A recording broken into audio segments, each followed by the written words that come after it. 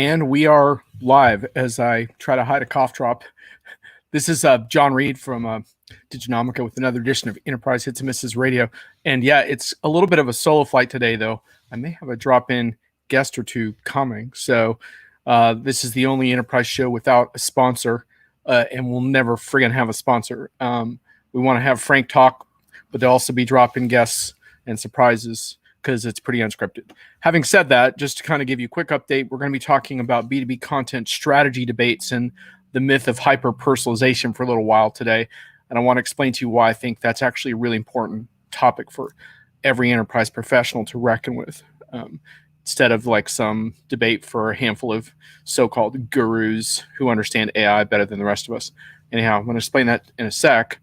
But I do want to mention that while you're just seeing me at the moment, I'm booking my show calendar. I started out this show experimenting with my guinea pigs, friends, to test out the format and make sure that this highly interactive style would work. I think it does. Now I'm going to be branching out a little bit, bringing in some folks that I've always wanted to put in the chair, some people that I really respect who are not necessarily my close friends. But there will still be a lot of recurring guests who are familiar favorites. Brian Summers is going to be a staple of the show, for example, so you'll hear from him frequently. But I do have some very interesting guests lined up. Brian can't provide a lot of estrogen, so we're going to have some really smart female guests as well. Hi, LinkedIn user. How we doing? Always good to see you. You've been with us from the beginning. I appreciate that.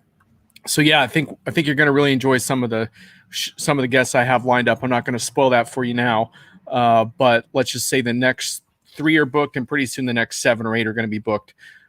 It took me a while to kind of get all that sorted, but anyhow, yep, Brian, he's going to be back very frequently. So Brian and I think we have a good thing going, and so he'll be around quite a bit.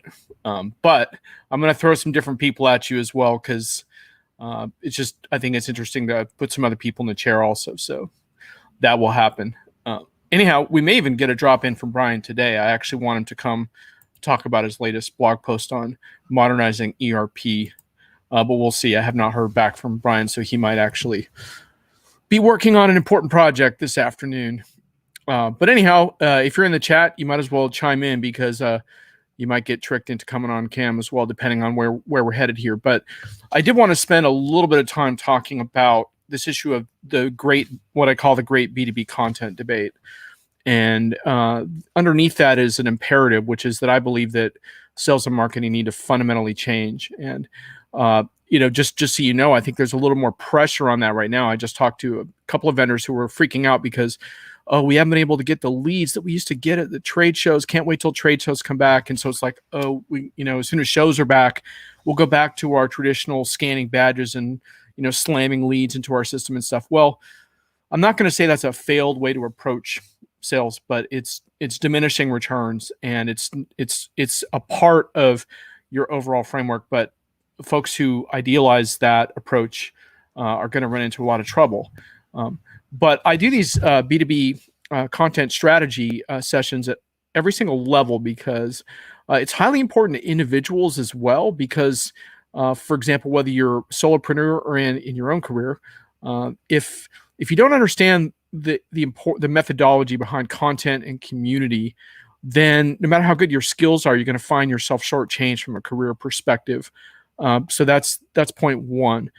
Point two is that small businesses are very impacted by this. I run a Facebook group for my town that's pretty large, and small businesses are constantly posting ads and cheesy giveaways and gimmicks, which are all against the rules. Follow us, and the next 1,000 likes, we'll draw one out of a hat and give you like a thermal blanket or something. And it's like, well, that's not the best way to really position your business in your industry. And, only a small percentage of small businesses have figured that out and have created compelling content that will actually allow them to get their posts approved and make a difference in their community.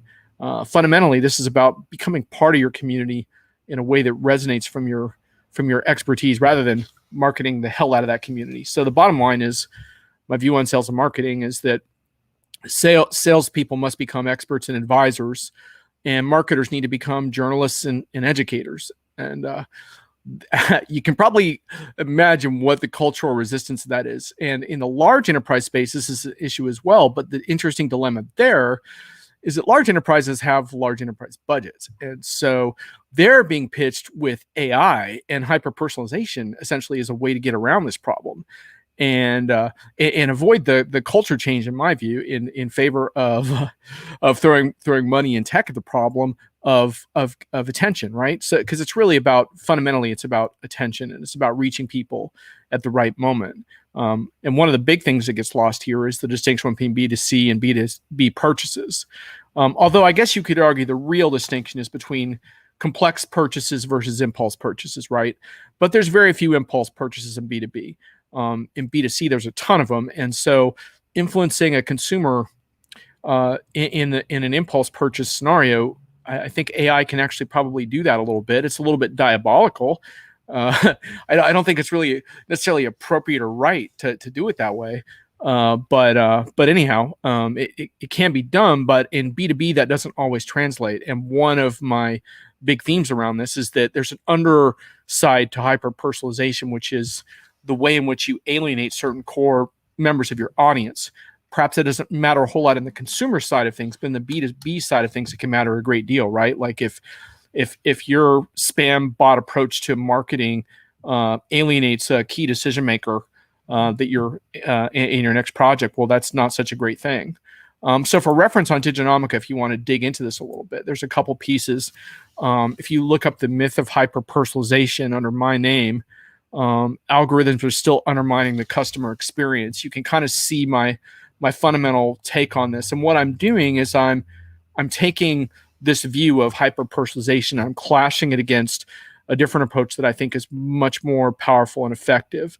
So I'm going to just briefly walk you through a little bit of that. But one of the core issues here that I think is really, really important is that what I find most marketers are obsessed with is more, I think that they appreciate content marketing, the power of content to engage, but I think they think that their content generally is good enough. And I could not disagree more. Most enterprise content is just not what you would call differentiating. It's just not good enough. Now there are some exceptions to that. For example, like obviously you want to have a bunch of FAQ content around your products and stuff. It's not incredibly hard to do helpful FAQ type content, and it doesn't have to be the Moby Dick. It just has to be effective within that context. But when you talk about trying to earn trust, earn buyer trust, and basically win over people who are not drinking your Kool-Aid yet, well, your content has to be a lot more differentiated, a lot more powerful than what it is. And I have some people chiming in on Twitter about something totally different, which is I just posted a link to a new AI translation engine that supposedly is the best AI translator ever created. So have a look at twitter.com, JohnnyERP, if you want to see people chiming in on that.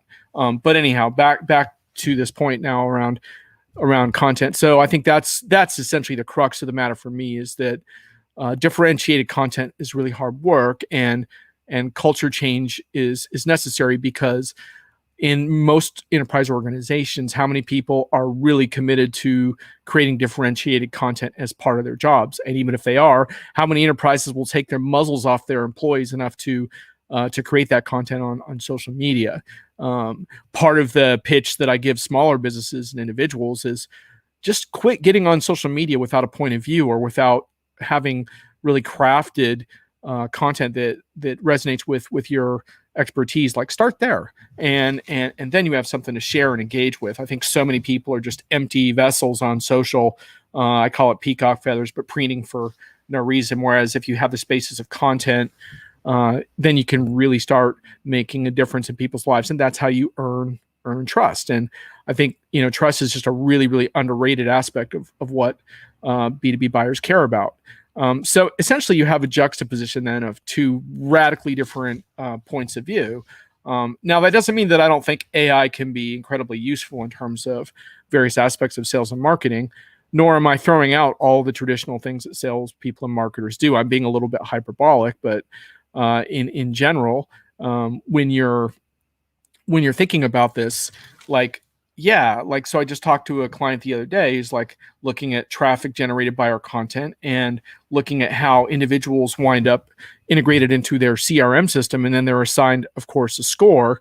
And based on the different types of score, there might be different kinds of automated triggers, or a salesperson might follow up with someone if they reach a certain threshold. And that score might be dictated by things like engagement with content, amount of times on the site, sign up for various things. And that's all, I think that's all effective. And so I'm not necessarily saying that AI cannot be incorporated into this, but I just am very, very wary of what I perceive as sort of a throwing a very expensive technology at this problem of hyper personalization.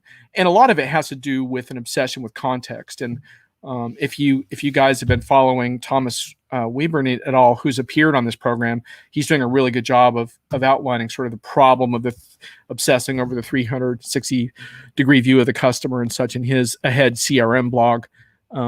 So check out his CRM combos on LinkedIn for more on this. But one of the points that we've been talking about there is, so what I describe is the need to build opt-in audience around what you're doing. So instead of just thinking about people as prospects in kind of a narrow way, think in B2B, think about all the people who influence buying decisions who might never buy from you, whether it's a subject matter expert or an independent advisor or a journalist or even like an executive that moves from one organization to another. You still want them to be part of your community, part of your world. And if you're relevant to the problems they're trying to solve in their lives, then you can do that. And the notion of opt-in communities is the notion that people start opting into what you're doing and sharing data with you. And if you have that, then why do you need to obsess over why you need to reach someone in a particular moment? Because moment to moment, I think, our attention spans are very fleeting now, right? So in one moment, I might be in a shopping cart. In the next moment, I might be getting a text from my mother about her COVID test, and suddenly I'm shifting gears. Why do I need AI to predict my context every single moment? In many cases, when it comes to e-commerce, it's always wrong anyway, because they're deferring on past behavior. But yeah, I just bought an exercise bike. I don't really need to see another one in my feed. So this attempt to predict, and this notion that AI as it currently exists is intelligent enough to predict context, is basically bullshit in my opinion. And so what I've been trying to do is to create a viable alternative. So instead of calling BS on AI per se, I'm trying to come up with a different way of looking at that same problem. And I talk about it in terms of opt-in audiences as a way of thinking about a different framework. And so I think there's a lot to be fleshed out there. That opt-in audiences, by the way, I do want to give credit to Robert Rose of the Content Marketing Institute, because he kind of rolled out that phrase in the B2C content marketing world, and I sort of stole it. So if I had to take a paternity test on that phrase, I would not get it. So thanks to Robert Rose for some stuff. If you look up John Reed and Robert Rose on Diginomica, you can look up our original debate that I have with him. If you want to look a little bit more on B2B selling in 2021, then just do a search on that piece, Give Me Industry Expertise Over the Flawed Pursuit of Hyper-Personalization by John Reed. And you can check that out. But let me just walk you through just a few things in that piece. And just a reminder, post comments and questions in the chat. And I may actually switch gears in a little bit if I have a drop-in guest come in. So we'll see. But I wanted to get this down. I'm going to be doing a workshop on this, I think, locally pretty soon at a virtual event. So, I kind of needed to do a bit of a dry run of some of these ideas. So here's a comment.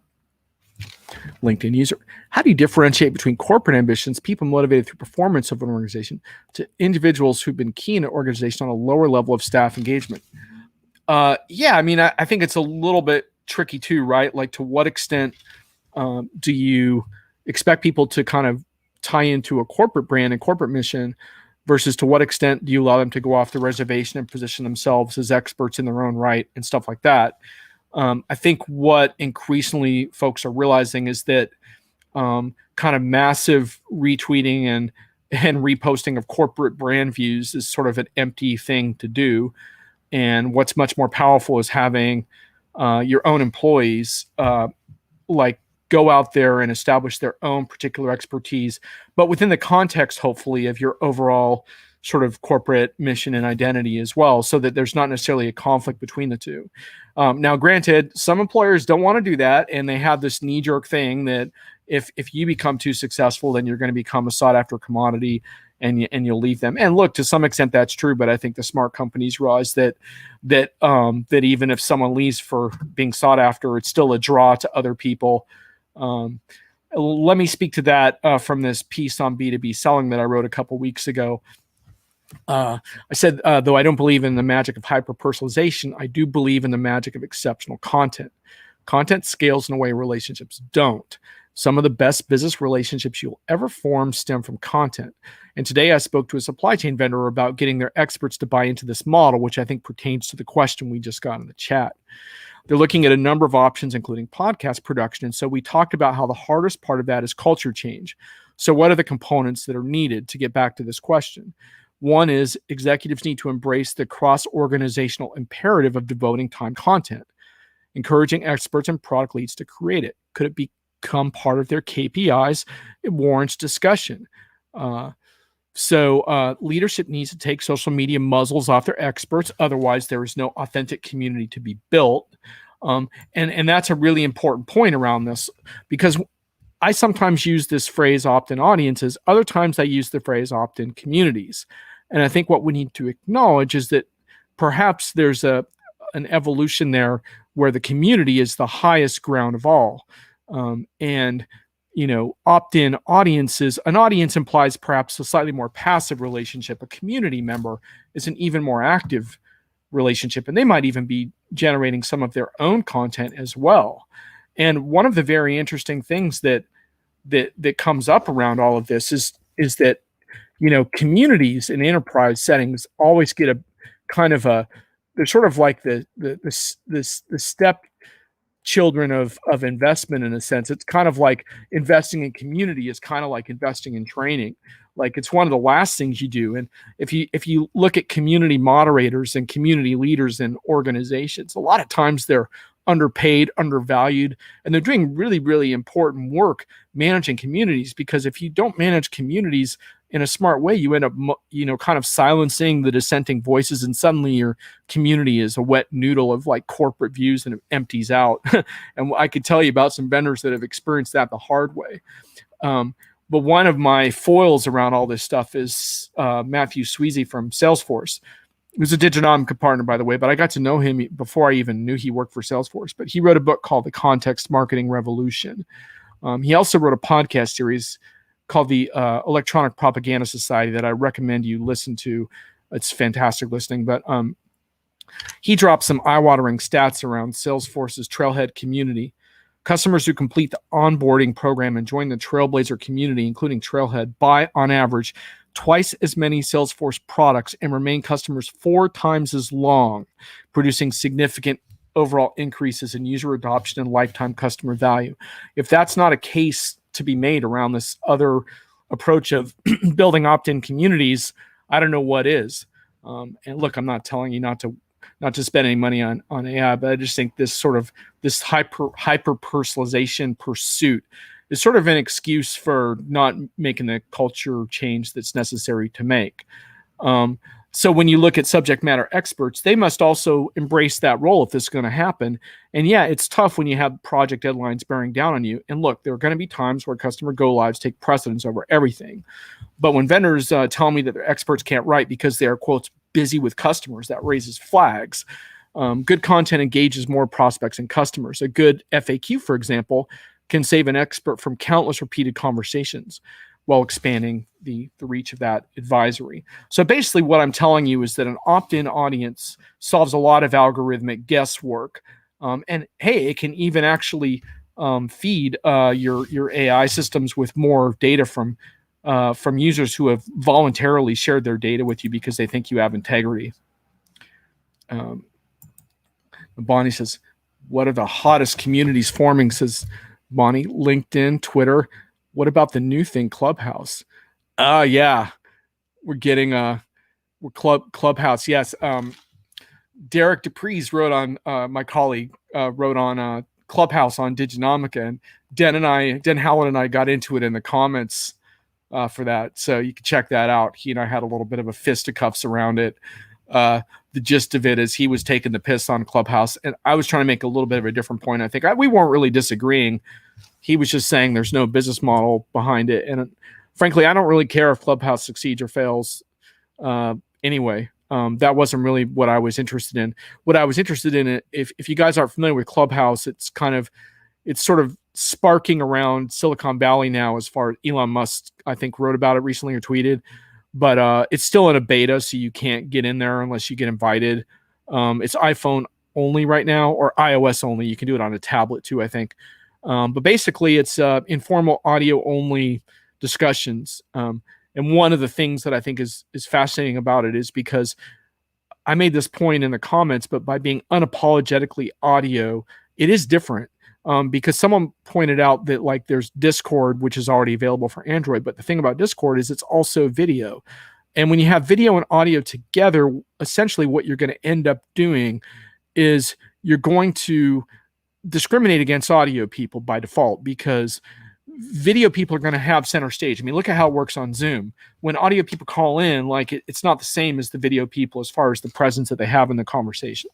So by being resolutely audio only, it's quite interesting, because what you're doing is you're freeing people up to think of it as something they can do while they're puttering around, which I think totally changes the vibe. And it's more of an informal hangout, as in a Clubhouse, right? Where you don't always have to be paying attention. You can chill and get distracted, then come back to the conversation. But one of the points that Bonnie's raising here, which I think is vitally important, is that, she asked about the hottest communities, LinkedIn, Twitter, or new thing, Clubhouse. The problem is that communities are spread out now, right? So when I talk about opt-in community, that's really more of like what your database ends up as. But the cultivating the community might get you spread out in all kinds of places, because people, you kind of have to strike a balance, because I do think you need some stuff on your own website, but at the same time, you have to go where your practitioners are, and you won't be able to go everywhere. So you're going to have to make some choices around that. And yeah, I mean, I think Clubhouse for some could be part of it. It's early days. LinkedIn user says, if I get a Clubhouse invite, I'll share it with you all, and we should experiment these kinds of podcasts in there. Yeah, I think so. I mean, I think if I did Clubhouse, it wouldn't be a replacement for this, because this has a different level of visibility. And I think there is something to be said for video in terms of just the immediacy of it. But I would see it as a supplement to this, where if you had certain kinds of video conversations like that, you could also have like a reaction session, or just a different session sparked by it, where you could just have much more peer group oriented, just discussions. One downside I can tell you with Clubhouse right now is that there's no like releasing of the recordings. You can't access, there's no recordings. Now, in theory, you could maybe record it on your side, but the point is, I would be a little bit less attracted, I think, to something where I couldn't re-release the audio later, because I do think that post-event consumption is a pretty crucial thing, at least in my world it is, for B2B. But anyhow, I still think it warrants experiment. And yeah, we need to do a Clubhouse for experimental purposes. That's kind of what I was saying, is I'm interested in trying it at some point. But I'm a Droid. I'm an Android guy. I can't stand iPhones. So I'm not going to be anywhere near there until there's an Android version. So my appearance on Clubhouse is going to be delayed at this time. So yeah, I might be switching gears in just a few minutes. I may have a guest coming, or I may have someone else popping in on cam. So we shall see. But I did want to take the opportunity to share this with you guys, because I think that whether you're an individual, small organization, or an enterprise, there's an opportunity to differentiate around content. And obviously, if you're a smaller company, the option to do AI is out of the question in that broader, more expensive, elaborate sense of hyper-personalization. But I think you could still elegantly integrate these ideas into a lead generation model as well. I'm not for a minute going to say that lead generation needs to be thrown out. I'm just kind of trying to be hyperbolic about it, because I'm just getting sick of dealing with marketing, PR, and salespeople who are trying to cling to old models, which once Brian Summer and I referred to that as golf course relationships. Like, this used to be an industry where you wine and dine people. That was the big deal. And look, I mean, I'm not going to sit here and say that you're never going to take someone to a football game ever again. Back in the early days of big shows like Sapphire Now, there were some establishments that were visited in Orlando to close deals that were not what I would call particularly reputable. I'm just going to leave it at that. And I just think that model is going out the door. And I think it was a corrupt model to begin with, because it wasn't about truly establishing value. And I think for salespeople, the challenge is on, which is, it's much more of a challenger sale model now. It's an ROI selling model, because a lot of companies that you sell into, they'll tell you they don't have budget for your product. So it becomes your job to demonstrate what that value is, and show them that they need to do it, because it will actually free up their budget in the short term. But you can only do that through a value generation exercise during the sales process. And you can't rely always on some other expert to do that while you come in and schmooze with the big personality. And big personality is a lot harder too when you can't even get someone on the friggin' phone. So how do you do that? Well, if you're a trusted advisor, that's a whole different story. I mean, I know a lot of customers and vendors, they won't make a move without calling a certain advisor or analyst that they trust. They won't make a big move without consulting them. So this is really more of a reflection of that, is that you want to be part of that inner circle. Oh, hey, looks like we got Brian here. How we doing? Yeah. Wait, those whining and dining days are over. Thank goodness. Yeah, man. I always thought it was so corrupt. Of course, let me be totally honest. Some of that was sour grapes on my part, because I couldn't afford to take people to, fancy, a weekend in Maui kind of thing, like to close their business. So I was always up against it with that model. Anyhow, I'm a terrible schmoozer anyway for stuff like that. I suck at that. So I was at a disadvantage anyway. So frankly, I am enjoying the fact that's going out of style, but I always thought it was just BS. It's like, who can show the company the best time gets the deal. And you're talking about a multi-year implementation project. And now you wonder why so many of those projects either failed or didn't live up to what they were doing. Geez. Hey, Brian, if you're listening, just grab the link from Twitter. I already sent it to you. Just go your Twitter direct messages and just click on that. And once you're on the back end, I'll bring you in. And we're actually going to talk with Brian about modernizing ERP, which fits into a little bit of this discussion, but from a different angle, based on a provocative post that Brian wrote on Diginomica that a lot of readers didn't, I don't think, fully understand. So I really want to get into that with him. So Brian, let me know if you have any trouble finding that link.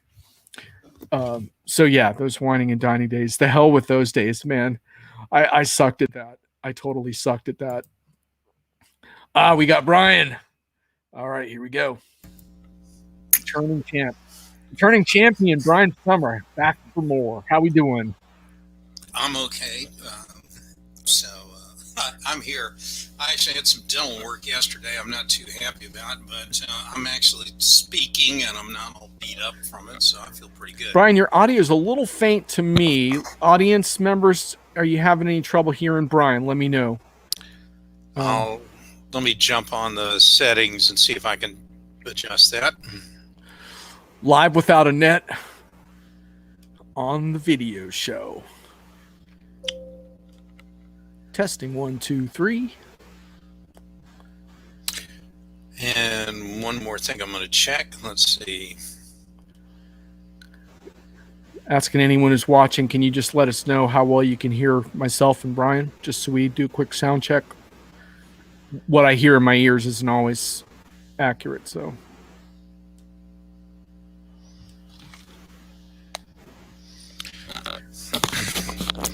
I think I've done about all I can do on this end, John. Oh yeah? Okay, let me just see if I can do anything on you on this end. It's getting better. Let me just check on Mike's settings here. Let me do some other things to knock out all these other apps that are probably chewing up bandwidth. So hold on. Brian, I just jacked your microphone volume up too. Let's see. Test it again. All right, can you hear me now? I might have distorted you. Let me turn it down a bit. Try again. Well, let's hope it's better now. We'll have to just go with this. Is that okay? Yeah, we're better now. Okay, good. Thanks, Brian. So, sorry, you were saying about your day yesterday. You had a little bit of a doozy of a day. Had a little dental work done. I'm not going to, disturb your listeners and run them off by going through that. So I'll spare that. Well, I hope that this beats the dental chair. The John Reed Enterprise chair should be more comfy. Yeah, the good part of this is I can always just get up and leave here. It's a little different issue when you're in the dentist chair. Anyway, so what did I miss so far? Sorry for being late. Well, I was just no, it's all good. I was going through a bit of a rant and a methodology around B2B content strategy in my debate with hyperpersonalization. But the part that ties in with you is I was talking about how sales need to change and how many years ago in Diginomica, you and I wrote about the golf course relationship thankfully going out of style. This whole idea that the way you win B2B business is by whining and dining people versus demonstrating the value you can bring is like finally fading. Thank God. It's still there, but at least it's not as dominant as it was. Okay. Well, then I just finished a briefing call with a vendor, and what were they doing to me? They were giving me the buzzword fire hose treatment, and all I was getting was one buzzword after another. Like I'm sitting here with a friggin' checklist, to make sure that they cover them all. And at the end of the call, I just gave them some counsel and said, look, guys, people don't want to buy buzzwords. They want to buy a new end state for their company. Tell them where you're going to take them. Tell them what that journey looks like and show and prove to them that you can bring some value along the way. And if you can't do that, then they're not going to listen to you anyway. So maybe for the vendors that, have unlimited expense accounts and obscene gross margins, they can afford to wine and dine, people. But I think the market's moved. There was a whole book called the Challenger Sale. I'm looking at right now. I just talked about that. I'm a big advocate of those approaches. Continue. Yeah, and that's me all the way around. Somebody calls. Okay, it was nice job. Okay, that was my buzzword. Yeah, Challenger Sale. You already guessed my buzzword. Well done. Okay. Well, I'll be watching the mailbox for my prize. But, the whole deal was I learned a long time ago that my golf game is terrible. So if I'm going to have to sell a big consulting job like back in my Accenture days, I either had to do it based on the level of my personal relationships with folks and my golf game to go with it, or I needed to be a subject matter expert that could justify the highest possible billing rate you could get because of what I know. Well, I choose that one. I chose that all day long. And again, I'm left-handed, so I don't bowl right. I don't golf the correct way. So I made the right choice for me. Yeah, like you and me, we weren't well cut out for that world. Anyhow, I was saying I couldn't afford to take people to Maui, so I was always highly resentful of that business model. Anyhow, but I think one of the importance of the Challenger Sale type methodology now, Brian, is that you can wine and dine people all you want, but you're not in their budget, so they can't afford you, and so you have to. Your job now is to go in and show how you can take the money from their existing budget and transform their circumstance in some way, either by automating or saving money or building out some new revenue stream. So the golf course is irrelevant to that, It's irrelevant. But on the other hand, too, depending on where you're at in the state of the lockdown, you're not going to be taking these people out anyway. They're not. True that. Yeah, I guess we have to. The office. Yeah, true that. We, probably that. But part of what I was saying, Brian, is that a lot of people just can't wait until that model comes back, right? So I was having a conversation yesterday about we can't wait till we get our trade show back and we get all those hot leads again. It's like badge scanning frenzy. And I was trying to tell them, I was like, Well, first of all, it's not come back right away, but second of all, like, you know, you need to start changing your model. It's not like you're never going to do that again, but like relying on that, no. Not when there's so much opportunity to carve out your own topic authority and so much opportunity to earn the trust of buyers by solving their problems. And one thing I talk about in the piece that I wrote on why selling and marketing has to change, is I talk about a couple of examples of companies that go in as part of a sales process and show you something about your internal systems you didn't know. And regardless of whether you do business with them or not, you leave them with a snapshot that shows them how they can improve.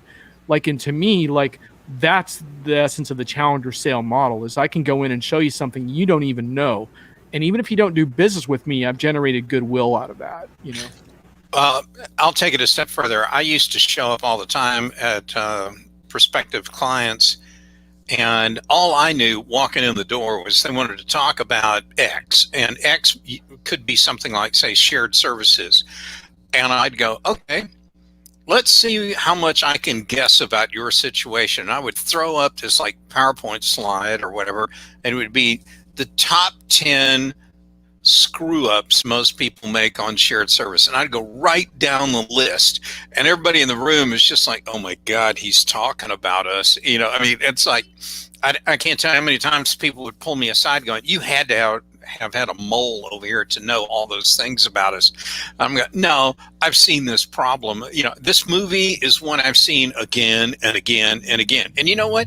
The beauty about that kind of an approach in a sales call, if you will, is immediately the prospect now knows that you have way more knowledge about that kind of problem than they do. That's number one. And number two is where your competitors are doing this blah, blah, blah about, how big we are and how big our global network is and blah, blah, blah, Well, guess what? Nobody cares about that. What they care about is, can you fix our problem? I don't need, it's like if you went to a doctor, I don't really care as much about where they went to med school or who how many patients they had last year. What I care about is, do you know what's wrong with me, and do you know how to fix it? That's what I care about. Have you seen this problem before? And I think a lot of people get lost on the value prop. If you've got a moment, John, and we can do the screen share, and I know you and I tried this once before, it was a little bit problematic. I might send you something called the Undeck. You know how that 7-Up was the Uncola? I have something that's called the Undeck. It is the worst. It's the worst enterprise software sales deck you've ever seen. Oh, and dude, try uploading that to LinkedIn, and I'll see if I can upload it from not LinkedIn, Twitter. Try to upload it there, and and I will then download it and see if I can pop it into because I need to see the worst sales deck. That would be pretty awesome. We'll see if we can get it out to our viewers. I think we should be able to. We tried this once before with mixed results, but I think. Oh, and by the way, you probably saw that Greg wants to join your PR team. He says you're innovating at scale while actualizing value with broad value appeal. So, nice job, man. Man, I'm feeling my paradigm shifting all over again.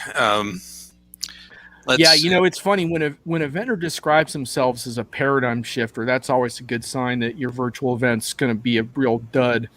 That just happened to me recently, actually. But so just kind of continuing on while Brian attempts to get this slide deck going. So when I get into this thing on why sales need to change, I talk about this challenger sale model and how to sell systems in a pandemic economy. Suddenly a budget with no room for your product makes room, because you provided a meaningful look at how you can change the prospect's business, ideally with a demo that's actually built on their data. And so my thing is that I think a lot of salespeople in the B2B realm aren't equipped with the ability to do that, nor do they know how to do that. That's the concept of I don't want to walk away from people after I show them something of value. But in the opt-in community model, that's great because they're still a part of your community and they still are going to refer other prospects to you. And so it's not so much, oh, I won that deal, I lost that deal. It's more a matter of I continue to generate an opt-in community around my product, and those people be back. That's the whole point. Is they're now saying, "Hey, I respect you. You help me with my business. I might not buy from you right now. I might buy for you later." And to me, the whole like whining and dining thing, sending someone tickets to the game or whatever, the pandemic equivalent of that, Amazon gift card, I guess, that's for people who are already signed on contracts. If you want to like say, "Hey, thanks for being a customer," but that's not going to win them over or get them to renew. That's more just a nice thing to say, "Hey, you helped us out. We're glad to have you as a customer." That's more of a nice to have now. Thank God it's not the essence of the deal anymore. I'd be screwed. Wow, Greg, man, if you ever want to stop implementing and working on important projects, you could probably do this for a living. A market leader in the engagement of knowledge acceleration to deliver a platform of productive disruption. Yeah, because the great thing about disruption is, it never affects production. I mean, that's the beauty of it. There's no contradiction there at all. There's no tension. All right, Brian, did you send me that yet? Are you still working on it? Well, it turns out I have like 5 of these undecks. There's no shortage. Okay. There's no shortage of really bad ones out there. So hold on, I'm just going to pick one and send it to you. The one I'm looking for, there's one I have on resellers that's a hoot and a half. So it blinked by me a moment ago, and I'm going to find it here just any second.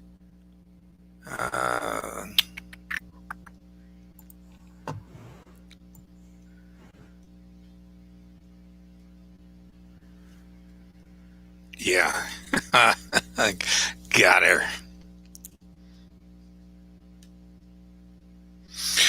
Okay, I have found the deck. You want it in Twitter? Is that where you want it? Yeah, just send a Twitter direct message. So I use this anecdote around hyper-personalization, because I juxtapose this fetish with hyper-personalization against what we're talking about here. And so here's this anecdote. This fall, I heard from a PR firm pitching AI-powered hyper-personalization for hotel chains. They claim we could avoid searching for our loyalty numbers at hotel check-ins. Instead, I was told AI and ML can help brands solve these challenges by automating hyper-personalized offers.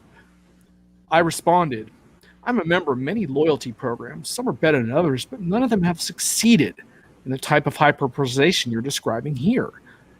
One reason I'm very cynical about this is, even if they have the right data, they think, I don't care if John has never stayed here recreationally before, send him the recreational offer anyhow, because 10% of people like him bite it. I don't care if it bothers him or not. And so my point was, until businesses are willing to change that, we can't really talk about hyper-personalization because it's just too easy to spray and pray. And in B2B, the whole point is that spray and pray is something with a significant downside. In consumers, you can accept collateral damage from a campaign. I'm not so sure you can in B2B, right? Because what if the person they tick off is you, Or what if they tick off Greg Robinette, Greg's not going to greenlight their project if he hates their spam bot and can't get information about their services. Yes, Greg, we can execute this optimal level. I'm not sure if we're at the optimal level right now. I think we're a little bit of a work in progress. Okay, so let me just see if I got your deck yet, Brian. It's not going through on Twitter, but I did send it to you on your email. So. Oh, it's on my email. Okay. Yeah, sorry about that. No, anyway. It's all right. So let me think about how I'm going to do this. So just prattle on for a sec while I figure out how we're going to solve this problem. Okay. All right. Well, folks, I will say this deck that's coming up is I didn't realize I moved John completely out of the view now. All right. All right. Well, while John's gone, I will tell you there were a couple of things that did surprise me this week. One had to do with not even IT analysts, we can agree on everything. And there sure were some differences of opinion on the Solona, Synovia, SAP kind of stuff this week. And if you're a little confused on it, well, join the crowd, because I guarantee there's not unanimity within the analyst world on that space. I was also surprised there's an IT service management firm called Sharewell, as in like Sonny and Cher. And they are interesting to me, nice people, really nice, out of Colorado. And I know they've had, they were owned by KKR, I believe, and they recently got acquired very quietly a couple of weeks ago by a company called Avante. And that's headed up by Jim Shaper, who many of the analysts and others would know as the head guy that used to run Infor many years ago. And that's one I'd like to dig into a little bit more and find out more what's going on there. John's back. I don't know if he's ready yet. But... Not quite ready. Keep prattling on for a sec. All right. So anyway, I just thought those are some of the kind of more interesting stories over there. I also found out I got hacked. A database had gotten hacked from a data aggregator, and they exposed my name, address, several phone numbers, email addresses, that kind of stuff. And the more I dug into it, I found out that that information was put into this database by a car dealer I'd bought a car from 4 or 5 years ago. And I never knew about it. I never consented to that. They put it out there. So I contacted the company, and I knew I'd get a response, because I asked them, and who's your legal representation on this matter? And I immediately got an answer within 48 hours that, well, we're not going to do anything for anybody, because no one can use that information to open, a credit line. But they did expose a lot, and I beat them up pretty good for it. So we'll see what happens. There you go. So can we see it? Yeah. Can you put it on the display mode instead of the edit mode it's in right now? Oh yeah, I'm always terrible at that. Let me think. How would I do that? Is that it should be down at the bottom right. There's a deal that gives you full screen or a presentation mode, but way down at the bottom right next to the scale, the 100% down there. Crap, I don't see it. Well, get down on the control line, way down at the bottom. Keep going. Wait. Yep. There's a full screen. It's to the left of that 100% or something. It's to the left of the 100%. There you go. Click that. Slideshow? Yeah, slideshow. That's it.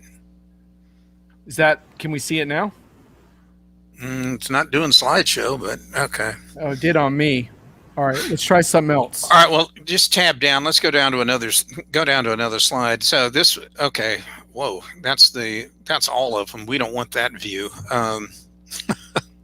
We'll get there. All right, we're gonna have to look at this view. Just tab down. Okay. Go down 2 pages. So this is what a channel reseller has. Here's their new software from. I'm stuck on the narcissism slide for a sec here, Brian. Well, but that's the way most software companies and software resellers sell. They do nothing. They don't listen to the client and the client's problems. They talk about themselves. So that's why I thought, how appropriate. We'll create their company will sell narcissism. It's almost like a Coco Chanel fragrance. So the first thing these clowns do is they talk about themselves. They tell you how long they've been in business, and how many people they have, and how many different industries. We have served 27 industries. Well, the next vendor will sell 28, and who cares? And then they'll tell you about all the awards that they won. I love these awards. The Function Feature Demo Pentathlon. Most lopsided deal. Yeah, the most lopsided deal. I love that one. That's a good one to win. And what's the third one there? The best story told to a prospect. Okay, so think about those, and like any prospect really wants to hear that kind of crud. Keep going. Here's some more awards. What are these? That's more of the same. Keep going. Yeah. And then they go, and by the way, did we tell you who we are? They keep telling you that, all about themselves, and never once think to ask the prospect, what is it you really need? Now we're going to have Our most overused cliches. Oh, yeah. Like in the fast food industry, everybody talks about three things: cleanliness, quality, and low cost. And in the software industry, we hear the same overused kind of expressions from one vendor to the next, and none of it means anything to a prospect. Oh, come on, man. TCO. Who cares about low cost TCO when, I don't know. I can't believe it. And I'll tell you why. There was a very major vendor this week had some big announcements, and they talked about how their new thing that they're doing is going to reduce overall TCO. Now, that sounds good on the surface, but what they're really saying is now the new version of our product, you have to buy more software from us, use more of our cloud services, and you have to decommission your on-prem stuff. And that's how we get the TCO down. We aren't going to lose a nickel in revenue, but you've got to take cost away from some other area. That's how they get a lower TCO. Oh, spare me. Oh, and by the way, did we tell you who we are?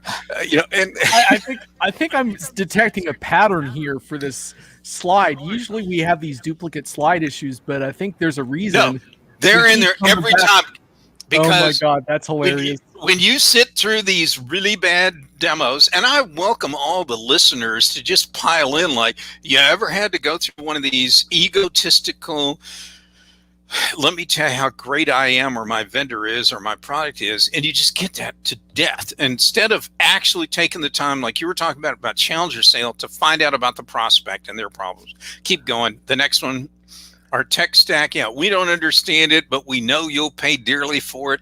And we work on complex problems, and we celebrate with our clients' money afterwards. So, that's another thing.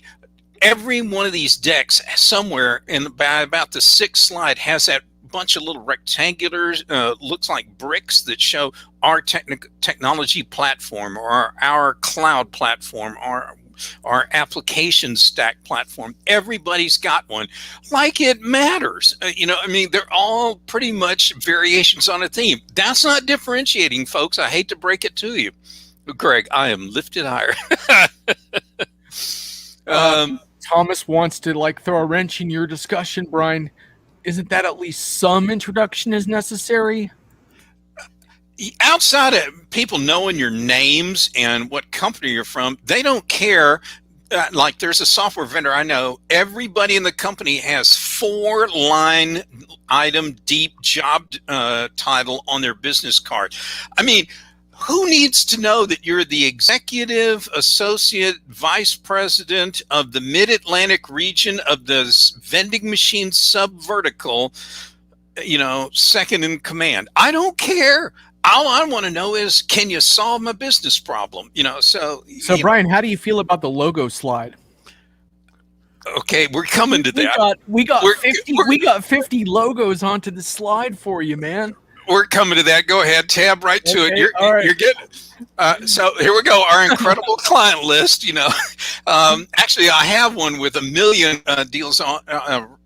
Customer logo things on there, and it just says, we would love if all these were our customers. There's all these logos, maybe we can put yours on here someday.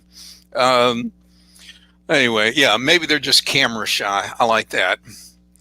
All right, keep going. In all weather. Okay. Next slide. What Thomas says here: being a consultant, the customers do care about the creds of the consultancy. Yes, but they also care more, I think, about the credentials of the individual consultants that are actually going to do the work, instead of somebody who shows up to win it but never comes back again. But the other thing I would argue there, Thomas, is that I think that might play a role as far as you're not gonna even get onto a meaningful sales call with a prospect if they don't do a little homework on you, or you send them some background information of some kind. But my bias once I'm on a call with someone is not to tell them about how great I am and what a forward-thinking guru I am, but to get in the fray with them and talk about their problem and their situation, and by doing that, demonstrate the relevance of what I'm doing. And if I can't do that, then I should pack up my bag and go home anyhow. Yeah, you're not a fit. Okay, next slide. All right, back to the slides for a sec. We'll get back to your argumentative stuff in a sec, Thomas. Did Oh, we tell you who we are? Oh, yeah, right, yeah. yeah. So We've to been doing this Thomas, for a long time, yeah. so for Thomas's benefit here, you can peel layers and layers of who we are out. Okay, keep going. Okay. Oh, yeah. The 36-hour function feature demo. Yeah, we don't know what your problems are, so we're going to show you every capability in our package and hope that somehow we stumble across something that might make a difference for you. So, you know, I hate these unfocused waste of time, you know. So anyway, yeah, we can close that out. But anyway, I wasn't trying to hijack your presentation today. No, that's great. It actually fits right in with what I was talking about earlier and added a whole different dimension to it. So it ended up working out really well. So I'll give you a postscript on this. I used that in the first like 2 minutes of a keynote at a big reseller event for a major ERP vendor. And at the end of it, end of my remarks, we're going to take a break, and you know, everyone's running out. You know, back when we had conferences, they're all running out to get a cup of coffee. There's like 2,000 people at this thing. It's not a small event. And this lady comes running down the center aisle, coming right up to the stage to see me. And I'll never forget her words, because I thought, is she going to kill me, or is she crazy or something? She's just charging down that aisle. And then she goes, I have to have a copy of that presentation. And I go, because? And she goes, because my husband resells this product, and that's the exact presentation he uses, where all he does is talk about himself and the company. And I need to take that presentation and show it to him and tell him to knock that shit off. That's her exact words. Let's revisit the chat debate. There's a couple good points here. Greg is saying to Thomas, genuine credentials, like here's where we were successful and how we deliver real value, and here's who executed. Then Thomas responds, Greg, that's what we usually do. We have the consultants in the pitch, not only the sales guys. Yeah. So anyway, I don't think we're too far apart on this topic, really. And Thomas also says +1 to the feature and function demo, though I do want to point out that that feature, we talk about delivering value to customers. Those feature and function demos are excellent sleep aids. And if anyone on the call is having trouble getting to sleep at night, if you give them a copy that recording with the demo deck, I mean, it's better than ocean sounds as far as getting to sleep. So by the way, John, I mentioned I have multiple versions of the Undeck, and I have one, and it shows like it starts off with, first there's a picture of the globe with a million little red dots on it, and it's like, we wish we had offices everywhere, you know, but someday we'll have customers and offices in those places. It's generated by the agilistic. Oh, I love that word. What? We're getting some good copy here. I think one really interesting thing around this is to figure out how, for vendors in particular, to figure out how to talk about their technical innovations and how they deliver product and how that makes a difference for customers. Brian, I don't know if you remember, we had a couple high-level conversations with the ERP firm about this, where they were insistent that the multi-tenancy didn't matter. This was years ago now. But part of their point was, they're like, well, you know, it's our job to control the costs. We can do that any way we need to. We're not going to pass that along to the customer. And we were pushing back saying, well, you need to be efficient in your architecture so that you can provide value to customers. But I think it's just really important to be able to talk about that in the right way, not in terms of how great your technology is, but more about that's why we can deliver features to you and things that you care about in a really cost-effective way. That's the goal. Not talking about, oh my gosh, we got the shiniest architecture, because I don't want to hear that. But I also don't want to hear, oh, you've got a legacy architecture that you're swallowing the cost of that, because eventually that catches up with me, you know. So it's a really interesting discussion, I think. Yeah, I love it when you got a vendor who's didn't bother to read the RFI or the RFP, shows up to do a demo, doesn't follow any of the demo instructions that were sent to him in advance, and they're in there. Maybe we want a transportation solution, i.e., like a car. And instead, they're talking about basically a giant overpriced armored tank with a 105 millimeter gun on top. And I'm like, why are you wasting our time here? This is just, you're just so unfocused on what you're trying to deliver.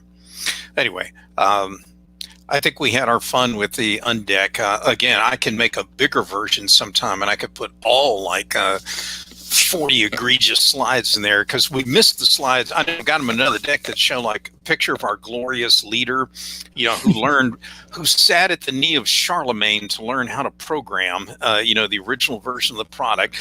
Then there's, you got to have a picture of some. Don't you usually have a picture of him hanging off the side of a cliff with like a crampon as well? Yeah. Like when he's not scaling Mount Everest, he's delivering customer satisfaction. Yeah, that's a good one. I also like all the ones with people in sailboats. I don't know what sailing has anything to do with slamming code, but whatever. We get a lot of you see a lot of those CEO pictures too.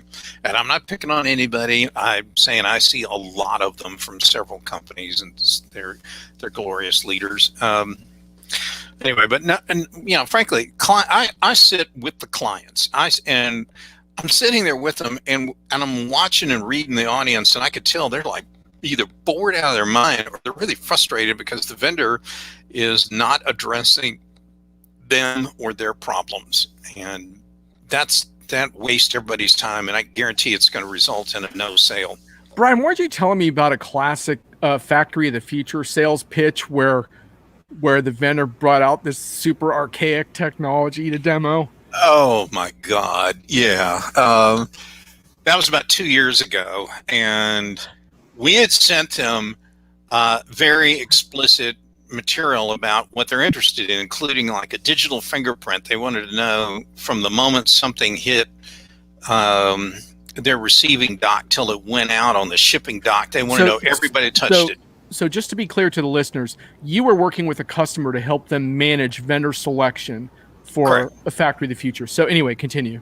So they had three major ERP vendors. They had pieces of three major vendor solutions in there, and they thought, well, we've heard all this great stuff about IoT and Factory of the Future and Fourth Industrial Revolution from all three of these vendors. Let's put them on the short list as well and have them come into demo. Well, we knew we were in for trouble because the first vendor showed up, and the client project team only had 8 or 10 people on it, and the first vendor showed up with right at 25 people from their firm to come in for a one-day demo. So we knew got a problem here. Another one comes in, and we ask them for show us all this advanced technology you're going to put to bear on the shop floor. And they pulled out a Telzon reader from like 1999. I mean, this thing reads barcodes. That's what it does. That was it. And we're going, well, that's, this is our advanced deal. And the guy couldn't even get it to work. He could not make the connection to the ERP software in the demo. The next guy's coming, oh yeah, we got all that Factory of the Future stuff. We got everything. I mean to tell you, it's incredible what we got. It's fascinating. What does he pull out? A Telzon handheld reader. And that was it. That's all they had, was a barcode reader. All three vendors. That was the extent of their pre-configured advanced technology. One of my clients was so livid. He stood up when he saw that one of those barcode readers come out, and he goes, when I was over at, and he rattled a competitor's name, another aerospace firm, in 10 or 12 years ago, he goes, I went out and bought some of those things, and I enabled barcode back then. And this is all you've been able to do in 10 years? And he goes, where's the RFID and everything else? He goes, since you have nothing, I have no reason to waste my time with it. He just turned around and walked out the room. And that was the end of him for the whole demo. So I kind of knew I don't have to work too hard to convince the client we should drop them off the short list. That one was going to go away pretty quick. Yeah, what's the opposite of the challenger sale? The unable to challenge sale. No, I think that's the challenged sale. Oh my goodness, yes. Oh, that's just brutal. Oh, but here's the best of all of this stuff, John. As at the end of it all, then I guarantee you there's some account executive. I love that name. They don't do anything but just show up for the demos. And they come over and they'll talk to me because they know I'm the lead troublemaker and probably the most influential person in the deal, because I can wipe out a vendor like that if they're really bad. And they're coming over and like, Brian, I think we did a fantastic job, don't you? I'm like, I don't know what meeting you were in, but no, you didn't. And then, well, what could we do better? You know, I'm like, well, you could do the whole thing all over, but my client's not going to give you that time. Anyway, I just hate the AE who wants to try and salvage something. And I get it if there's some legitimate things that maybe there were some open items that we had on a point sheet, but when you just blow it from start to finish, there's nothing that can salvage that. Nothing I can do or anybody can do. Yeah, we have a post that I did, Diginomica early post 2014. Selling is changing. Stop putting and start blogging, and put your putter down and start blogging. Sounds like a great tagline for my motivational blog workshops. And so I say, is it catchy? But it's good advice. And I caught up with you, and we actually did a video on profound change, and we talk about the much feared informed buyer who is already savvy to the pros and cons before a single conversation takes place. And you said in that, you talked about the context of the challenger sale and how you see buyers who are as well informed on pricing and functionality as the people in the room, which it kind of explains the situation you just described with the barcode readers, where the buyer was ahead of the vendors. Really interesting. Oh yeah, and I often find that the vendor's marketing department that's been, pushing all kinds of great slideware and messaging to like the CEO to use at user conferences and other kinds of venues, they may be 2 years in front of where the product actually is and what the field organization has access to for demo perspectives. So there can be some real disconnects there. I also want to say, in all fairness, clients also aren't free of original sin either. So they can do some things that I'm sure, any of the software vendors listening in on this, I don't want them to think that all I do is just make vendors' lives difficult. I have my hands full trying to get clients to behave in an ethical, straight up and fair fashion as well. And thankfully, most of them are really good, believe it or not. And I know I will never let a client just call in vendors just because they're just looking for some free ideas and then with no intention of using them. That's just not the ethical thing to do. If you're not going to bring them in an open-minded way, then you shouldn't do it at all. Very good. So before we wrap up, you put a post on Diginomica. We don't have time to get into the entire thrust of it. Oh, wait, Thomas wants to say one thing first.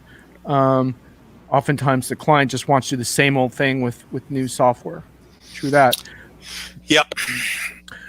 So anyway, you put on a post. We're not going to get into all of it today because there's a lot there, but I recommend folks check it out. Time changes and the impact on ERP, accounting, and business practices. And if you want to get a little bit of a flavor for some of this, check out the last week's discussion Brian and I had about Factory of the Future, because some of it comes down to Brian describing how ERP cost accounting isn't really going to be able to keep up with the Factory of the Future in terms of you have to rethink time increments, the precision that you want in your costs, essentially, basically more real-time cost accounting. Brian, you can go into a little more detail on your point there, but it was interesting because we also had a reader push back on that. So I want to give you a chance to respond to a couple of the pushbacks you got on that as well.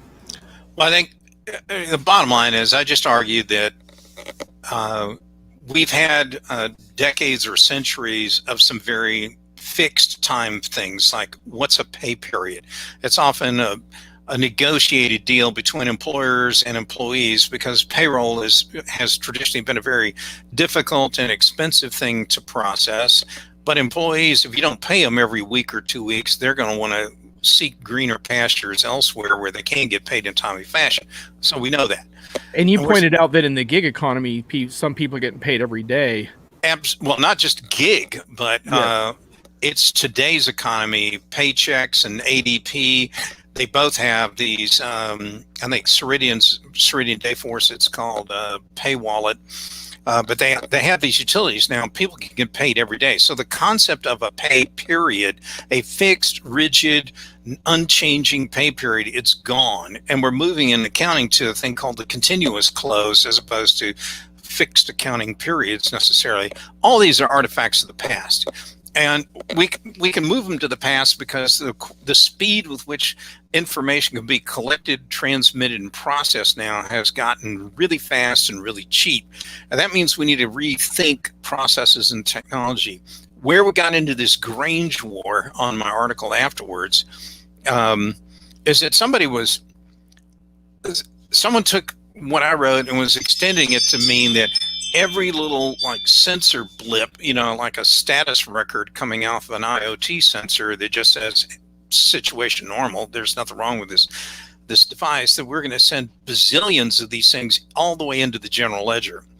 And there's limitations. I'll tell you guys, the diginomica folks, they know I write long form pieces, and I think I write longer ones than even they like, but I can't submit a book for a post. So I got to kind of bound these pieces. I didn't get into this argument about where do you put all this data. Well, the bottom line is some of the data stays in like a historian or history kind of database, maybe at the plant level or in near controller devices, and it gets acted on only when anomalies get detected, but it never goes to the general ledger.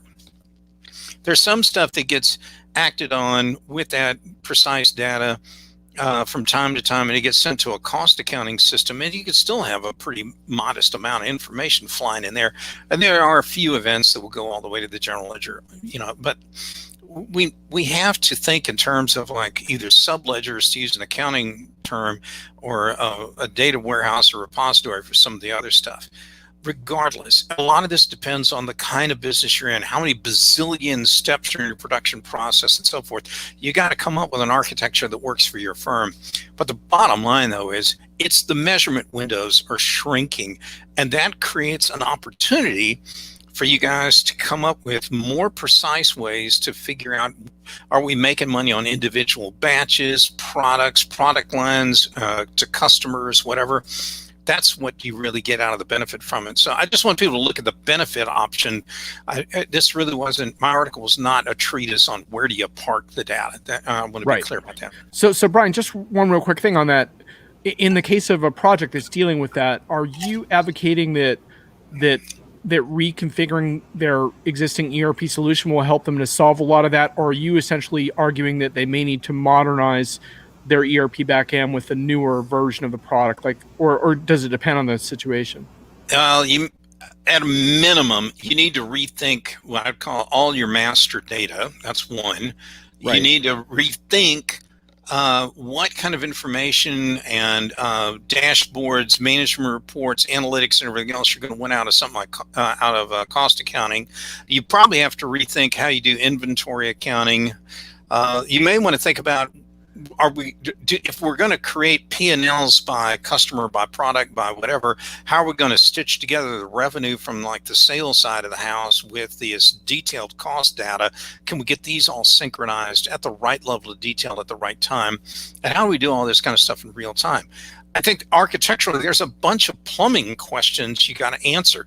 You can't just do a packagectomy and pop out an older version of ERP and not change anything functionally about it and expect that all this is going to, auto magically, to use your favorite word, John. I don't know if that was one of your mystery words for today, but if it's going to, okay, thank you for that.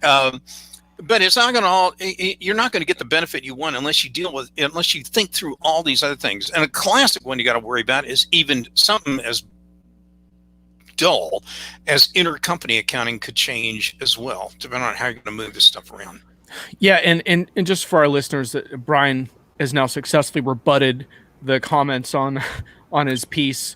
But you may want to check it out on Diginomica. The name of the piece is Time Changes and the Impact on ERP Accounting and Business Practices, or you could do a search Brian Summer Diginomica. It'll pop right up.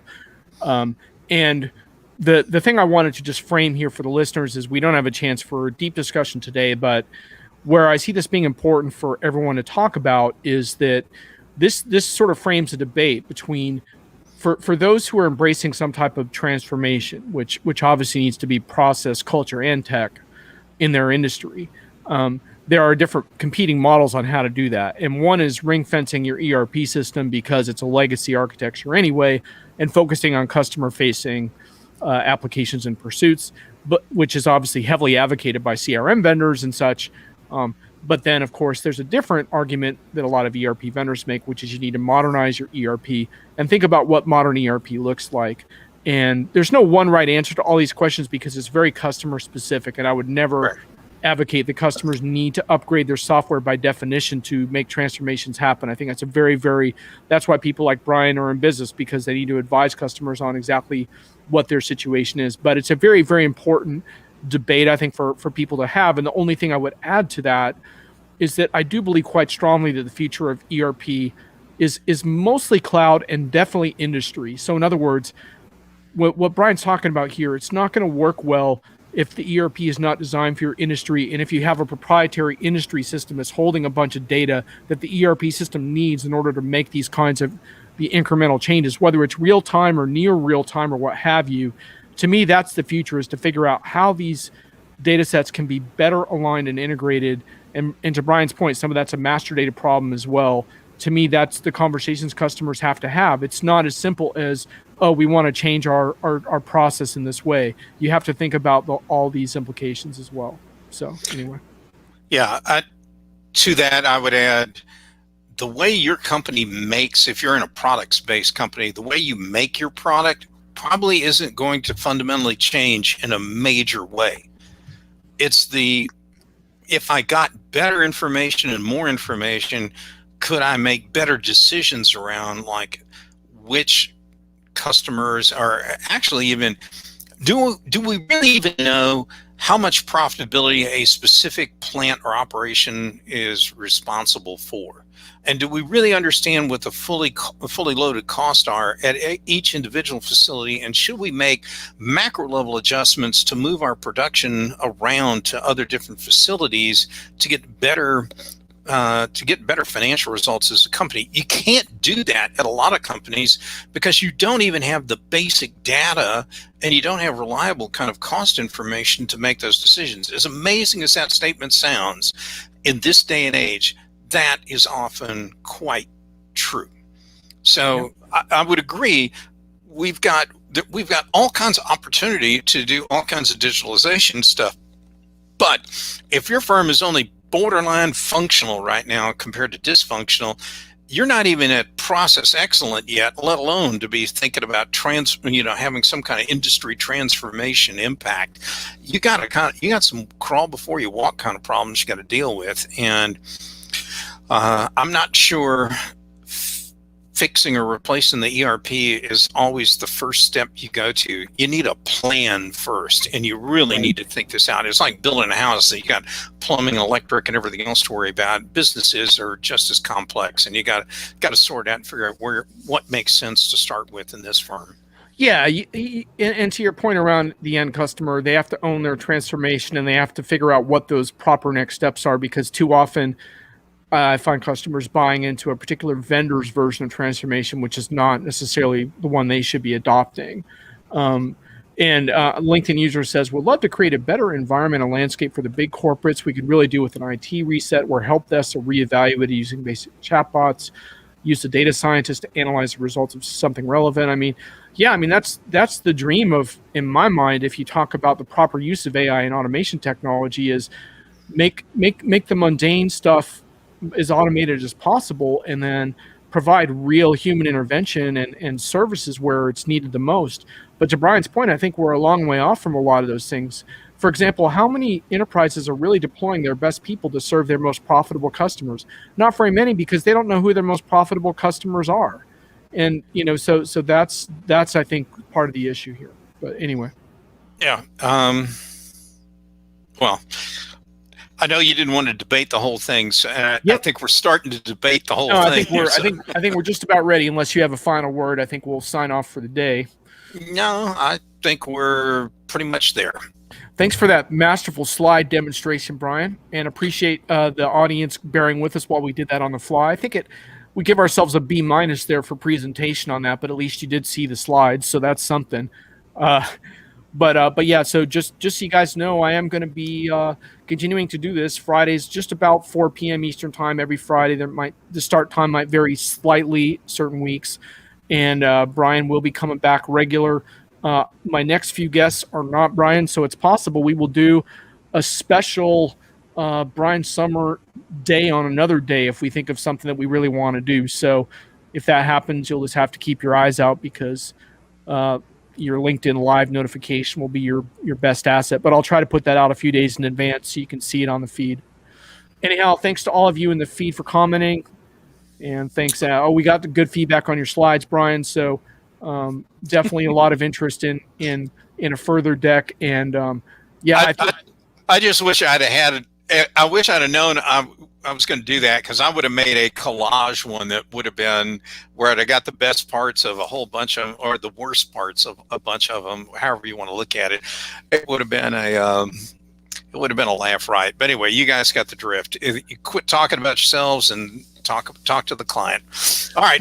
Thanks, Thomas. If you missed the beginning of that, you may want to catch the replay, because I got into more hyper personalization and content stuff, but a lot of it by heart anyhow. And those of you who haven't seen Thomas's blog this week, check it out on the Customer 360 stuff.